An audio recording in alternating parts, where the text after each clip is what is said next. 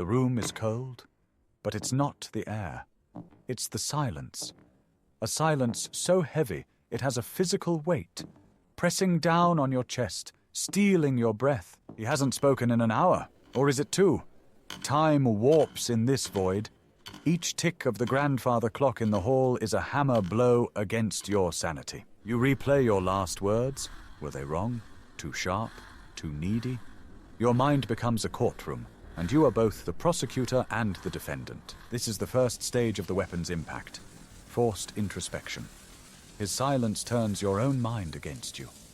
It's a masterful, cruel trick. You feel a frantic urge to fill the void, to say anything, apologize, scream, beg, anything to make the silence stop, anything to get a reaction. But you know, deep down, that any sound you make will be swallowed by the abyss he has created. You are powerless. What you're experiencing is not just an awkward pause. It's not a simple disagreement. This is a psychological siege. His silence is a weapon, and it is aimed directly at the oldest, most primal fear encoded in your DNA, the fear of abandonment. To understand its power, we must travel back, way back, to a time when the tribe meant survival, when being cast out meant certain death. For the feminine archetype, connection wasn't just a preference, it was a survival strategy. Emotional attunement and social bonds were her shield and her strength. Exclusion, being ignored, being met with silence. It signaled the ultimate threat. You are no longer part of the whole. You are alone. You are vulnerable. Male silence in a modern conflict reactivates this ancient terror. It's not just him being quiet. It's an evolutionary alarm bell screaming, danger, withdrawal of protection, imminent exile. He may not even know he's doing it. For some men, silence is a learned shield, a retreat into the stoic, masculine cave where emotions are dangerous and vulnerability is weakness. He feels overwhelmed, so he shuts down. He withdraws communication as a way to control an emotional storm he doesn't know how to navigate. It is a defense mechanism, but for others, it is far more sinister. For the manipulator, the narcissist, the emotionally abusive, silence is a scalpel. Precise, deliberate, and devastating. They know its power. They have studied your reactions.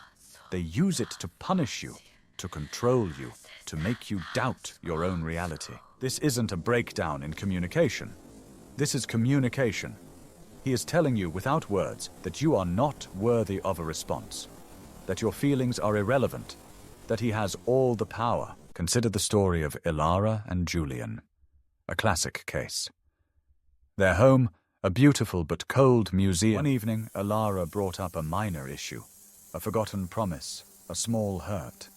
She spoke softly, trying to build a bridge. Julian didn't shout. He didn't argue. He simply stopped.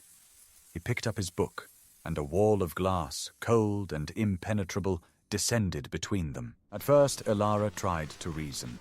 She spoke to the wall, her voice getting smaller, weaker. "Julian, please, just talk to me." Her words hit the glass and fell to the floor, useless. Then, the panic set in, the primal fear. She started to apologize for things she hadn't done, bargaining with the silence, trying to find the magic words that would make him return. Julian watched. From behind his wall, he held the emotional fate of the room in his hands. Her turmoil fed his sense of control. Her fear was his victory. This is the game. His silence provokes a reaction. Your reaction, born of fear, is then used as evidence that you are too emotional, unstable, or the cause of the problem. The game is rigged from the start. You cannot win by playing. The only winning move is not to play. So how do you fight a ghost? How do you disarm a weapon made of nothing? You must first understand what the silence is feeding on. Your fear. When he deploys the silence, do not rush to fill it. Do not apologize. Do not beg. This is the fuel he craves. Starve him of it. Instead, you must do the hardest thing imaginable. You must turn away from him and turn toward yourself. Acknowledge the fear. Look that primal terror in the eye. Say to it, "I see you. You are an echo of the past. You do not control my present. Physically disengage. Leave the room. Go for a walk under the skeletal trees. Read a book in another room. Make a cup of tea. The message is clear. Your silence is your cage, not mine. This will infuriate the manipulator. He has lost control of your emotional state. He may escalate, perhaps with anger or accusations. This is the death rattle of his power over you. For the man who is simply withdrawn, your calm self-possession may, in time, create a safe space for him to emerge from his shell. Here is the truth. A healthy partner will never use your deepest fears as a tool for control. A loving connection is built on bridges, not walls. The silence of a man can feel like the end of the world, but it is only the end of a game you were never meant to win. Your power is not in getting him to speak.